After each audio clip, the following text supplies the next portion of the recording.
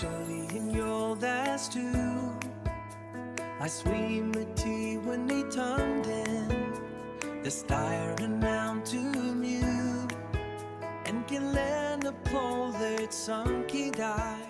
Now that we've completed the reporting of interest income and rental income in Schedule 7, let's move to another important type of investment income: dividend income.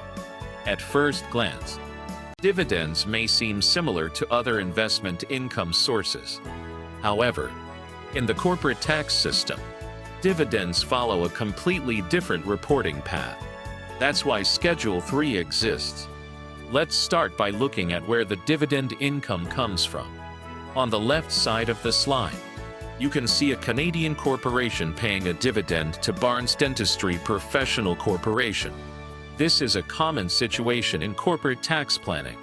A corporation may own shares of another Canadian corporation and receive dividends on those investments. In our case study, Barnes Dentistry received eligible dividends of $21,900. When reviewing the financial statements, this amount should immediately stand out. Notice the highlighted dividend income on the income statement. This is the amount that needs special attention because it does not belong with the interest income or rental income that we reported in Schedule 7.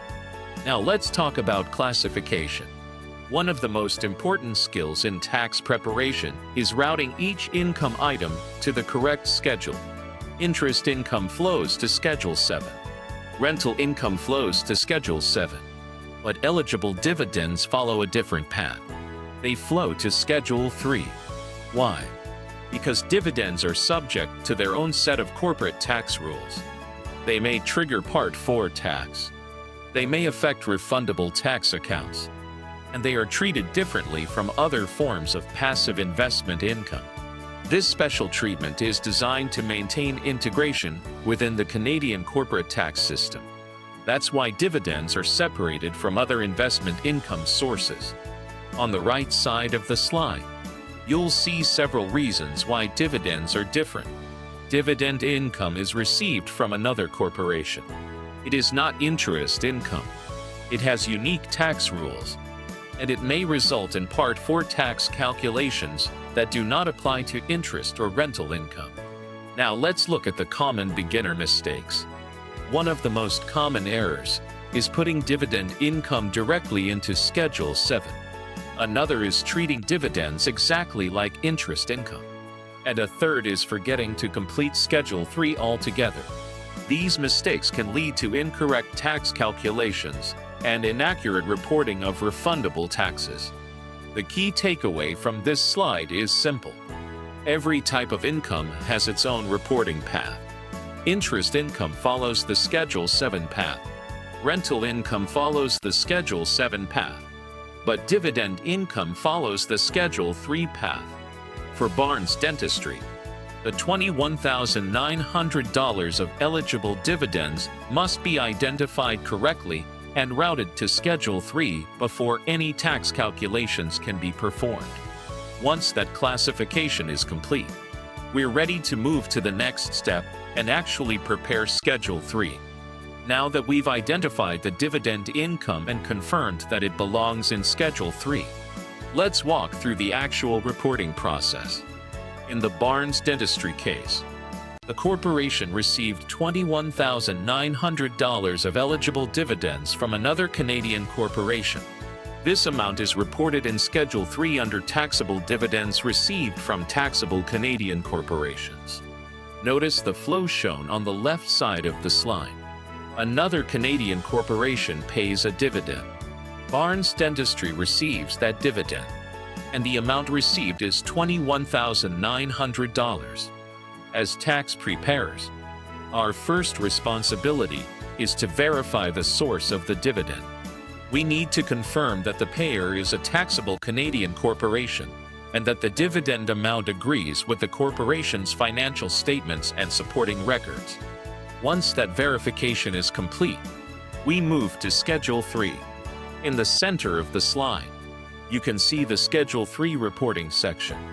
The taxable dividends received are entered as $21,900.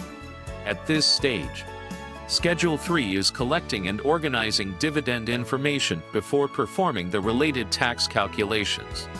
Unlike interest income or rental income, dividend income triggers a special corporate tax mechanism known as Part 4 tax. This is one of the reasons Schedule 3 exists.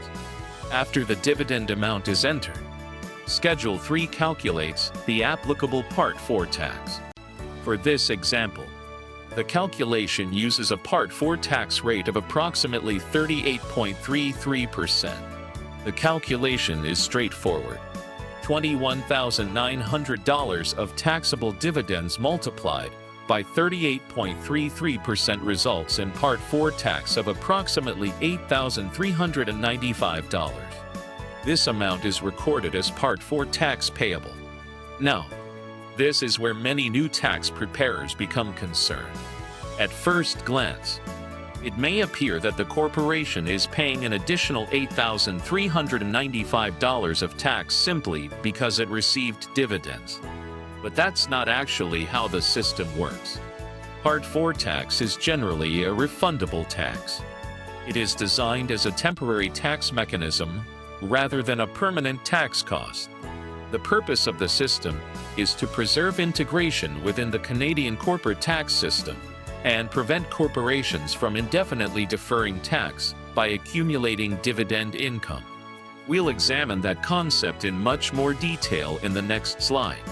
For now, the important point is understanding that Schedule 3 calculates the Part 4 tax and records it as part of the corporation's refundable tax accounts. Before finalizing the schedule, a professional tax preparer should review the checklist shown on the right side of the slide. Verify the dividend source.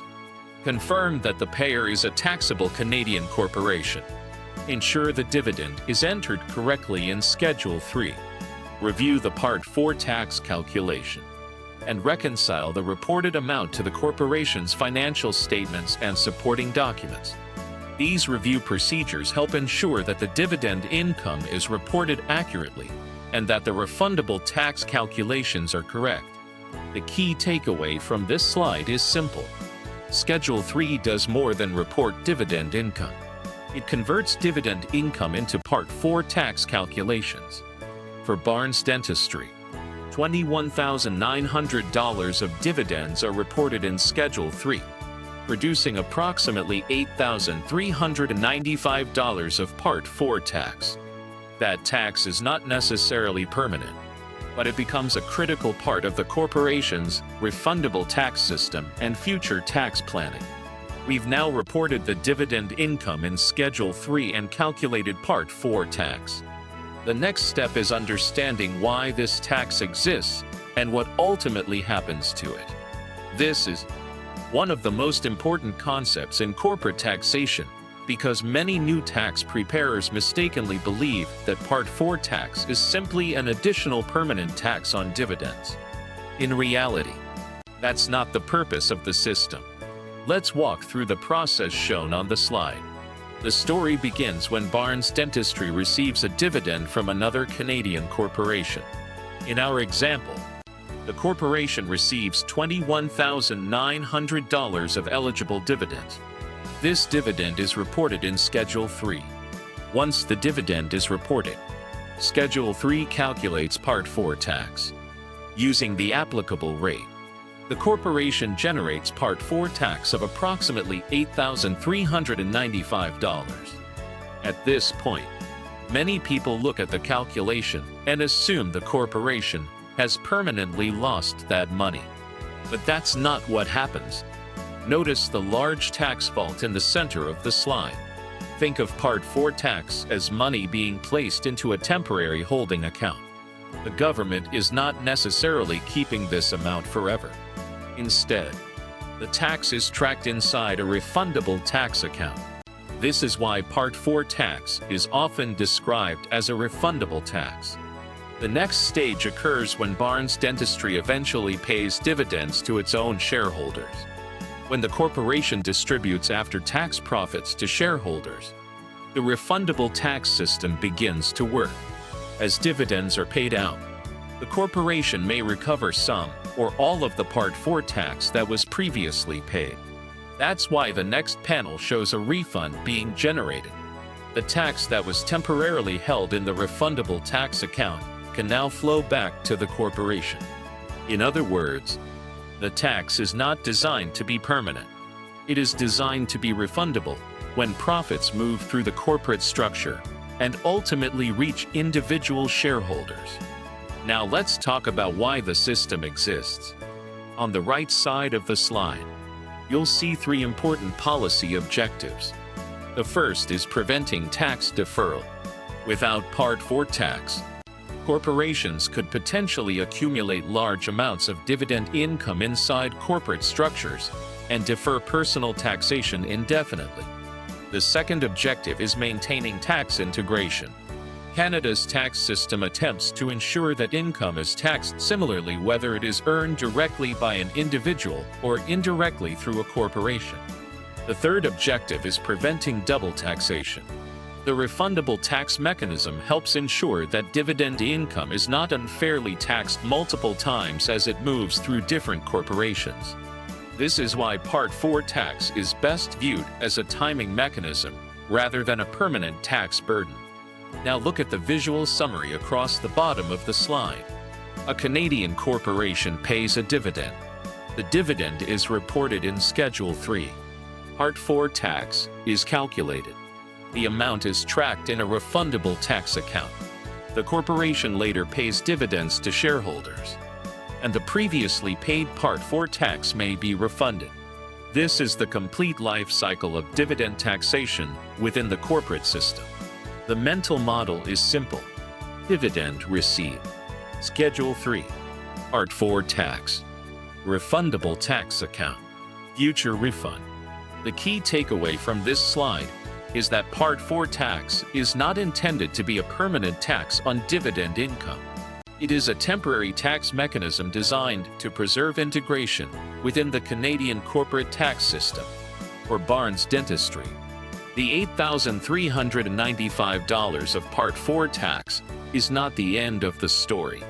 It becomes part of a refundable tax account that may generate future refunds when dividends are eventually paid to shareholders.